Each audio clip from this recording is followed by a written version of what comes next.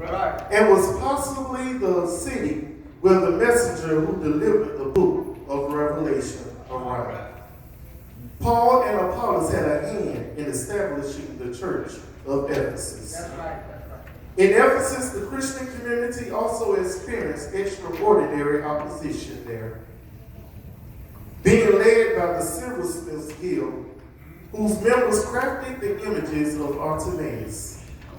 Paul left the city shortly after the riots that was instigated by this group.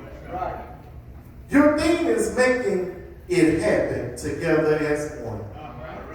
But how can we make things happen as one when we have lost our first love? The church of Ephesus had a great zeal and passion about ministry, to the point that they were seeing signs and wonders. Miracles being performed and the church was growing. But now the church of Ephesus, still doing work, but has lost that zeal and passion for ministry, is gone. And so the signs and wonders, miracles, and even the growth of the church has declined. A lot of times we wonder why our churches and ministries are not growing. Well, why are they? Why are we not seeing signs and wonders or miracles being performed?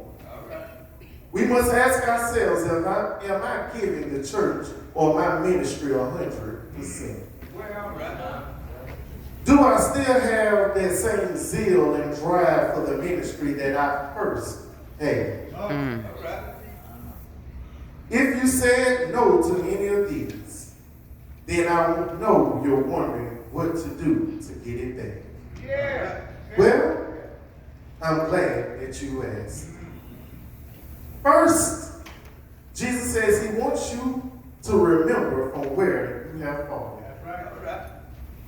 We all have heard the cliche that Jesus has not left you, but he's right there where you left him.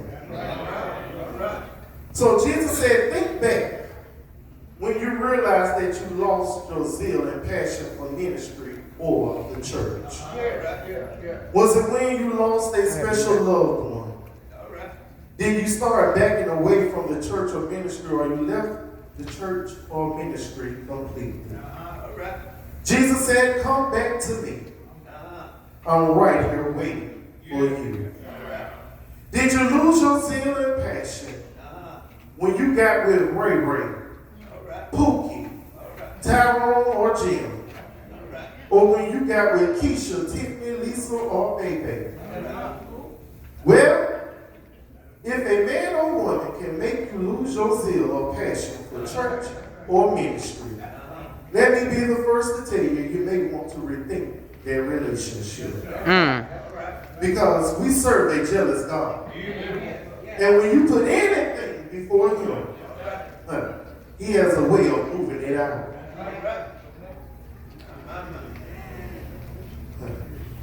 Jesus. The late Andre Crouch wrote the song, Take Me Back. Take me back to the place where I first received you. Some of you may need to go back to the place where you first accepted Jesus Christ as your Lord and Savior and gave the pastor your hand. Wherever you left him, Jesus is simply standing right there waiting. I know someone just said that I can't remember where I left him. Well, he just said rededicate yourself and your life to him. And behold, all things shall become new. Which leads me to my second point. Secondly, when you have found where you have left him, then you must repent. Well, preacher, what does it mean to repent? I'm glad that you asked. Repent comes from the Greek word metaneo, which means to think differently or afterwards reconsider. So Jesus said that once you find him, to reconsider your ways. Have a different mindset about things. Have a Philippians 2:5 mindset that states, let this mind be in you, which is also in Christ Jesus. So what we did before, Jesus said, I want you to rethink how you handle things now. Yeah. In the mid-90s, the church community was taken by storm by WWJD, which means, what would Jesus do? Many had the bracelet or trinkets that they had to help us remember before we made any decisions to ask ourselves, what would Jesus do? I challenge you today that when you repent, before you make any decision, to ask yourselves, what would Jesus do? Thirdly, lest I keep you too long, Jesus wants us to do our first works. He's basically saying, do what you did when you first found me. Well, preacher, how can we do that in these days and times? I'm glad you asked again. We hear this old cliche, but I tell you, we need to go back to the old landmark. When church was church. When we had a fear of God. When we reverenced God from the time we stepped foot on church ground. When we were scared to say certain things on church grounds, yet alone inside the church. I tell you, some things I hear there in church, I'm like, Lord, have mercy. What gall do we have when we can just come in church and just think we can say any and everything and think God is pleased? But God said, go back to the old landmark. When we did not talk during church service, yeah, we need to go back to that.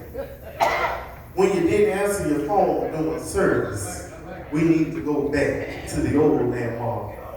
When the ushers was ushers, and you couldn't get caught chewing gum or eating food in church, now they would ever so kindly walk up to you with their glove and say, spit it out.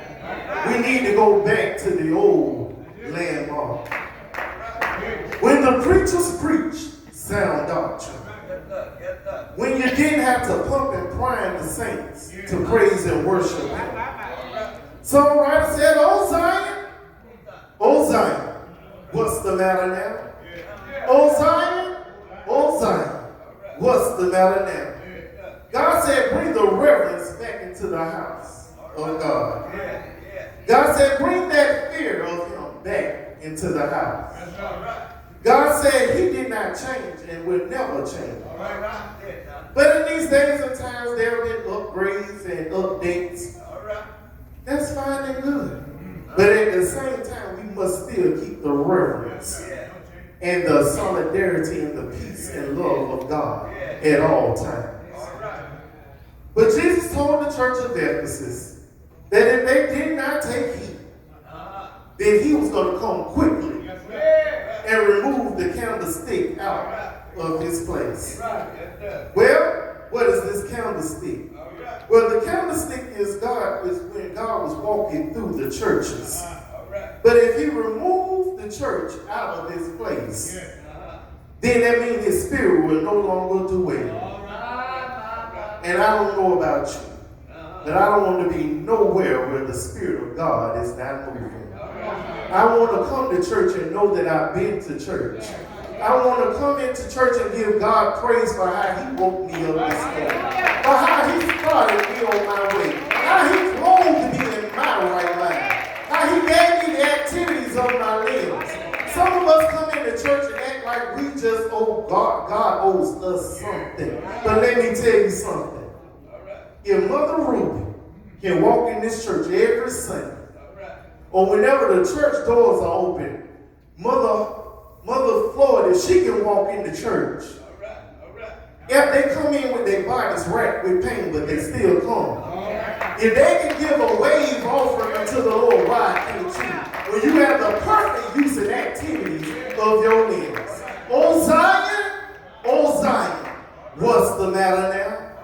And as I prepare to take my seat, Jesus said, continue to my commandments, that ye hate false prophets and teachers that shall rise among you, to keep sound doctrine and to remain pure in his sight.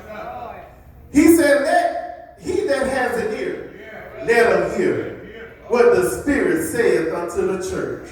So you got an option to take heed. But if you take heed, he said, he that overcomes, you will be able to eat from the tree of life. You know what that tree of life is, right? There was that tree that was once in the middle of the Garden of Eden.